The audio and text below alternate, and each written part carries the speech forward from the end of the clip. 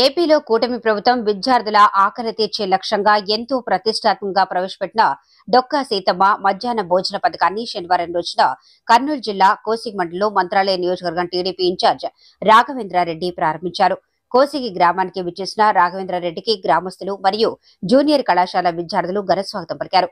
అనంతరం మండల ఎంఈఓ శోభారాణి ఆధ్వర్యంలో ఏర్పాటు చేసిన డొక్కా సీతమ్మ మధ్యాహ్న భోజన ప్రారంభ సభలో రాఘవేంద్రారెడ్డి మాట్లాడుతూ మనది మాటల ప్రభుత్వం కాదు, చేతల ప్రభుత్వమని, పాఠశాల దశ వరకే ఉన్న మధ్యాహ్న భోజనాన్ని జూనియర్ విద్యార్థులకు కూడా అందించి విద్యార్థుల ఆకలి తీర్చాలని మంచి ఆలోచనతో ప్రియతమ ముఖ్యమంత్రి చంద్రబాబు మధ్యాహ్న భోజన పథకం ప్రారంభించడం జరిగిందని అన్నారు.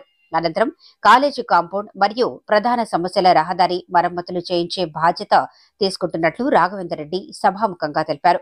ఈ కార్యక్రమంలో నియోజకవర్గ ఇన్ఛార్జ్ రాఘవేంద్రారెడ్డితో పాటు జనసేన పార్టీ ఇన్ఛార్జ్ లక్ష్మణ, మండల ఎంఈఓ శోభారాణి, కాలేజీ ఉపాధ్యాయ బృందం, కోసిగి మండల నాయకులు ముత్తిరెడ్డి, పల్లెపాడు రామరెడ్డి, సర్పంచ్ అయ్యమ్మ, మాణిక్రాజు, అయ్యన్న, సాతనూరు, కోసిగయ్య మరియు విద్యార్థులు, కార్యకర్తలు పాల్గొన్నారు.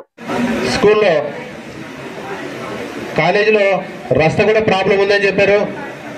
త్వరలోనే అది కూడా మా నాయకులతో కూర్చొని మాట్లాడి ఆ రస్తా ప్రాబ్లం కూడా తీర్చి, అదేవిధంగా ఈ కాంపౌండ్ కూడా ఇది రెండోసారి చెప్పడం, వీలైనంత తొందరలో ఈ కాంపౌండ్ కూడా ఎస్టిమేషన్ వేయించి ఈ కాంపౌండ్ కూడా కట్టిస్తానని చెప్పి మాటిస్తున్నా.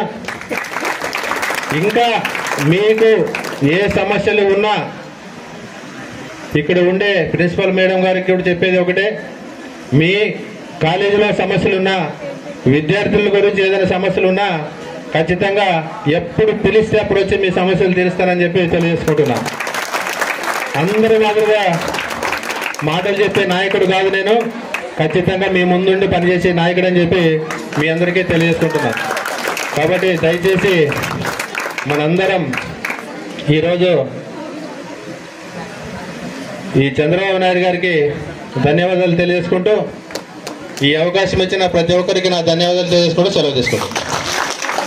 ఒక బృహత్తరమైనటువంటి కార్యక్రమాన్ని చేపట్టింది డొక్కా సీతమ్మ మధ్యాహ్న భోజన పథకం. ఇది దేశంలోనే సరేనా. ఇప్పుడు మధ్యాహ్న భోజనం ప్రారంభమవుతుంది. అందరూ అక్కడ వాసు చేతులు కడుక్కొని ఇక్కడనే ప్లేట్ ఇస్తారు, తీసుకుని తినండి అందరూ.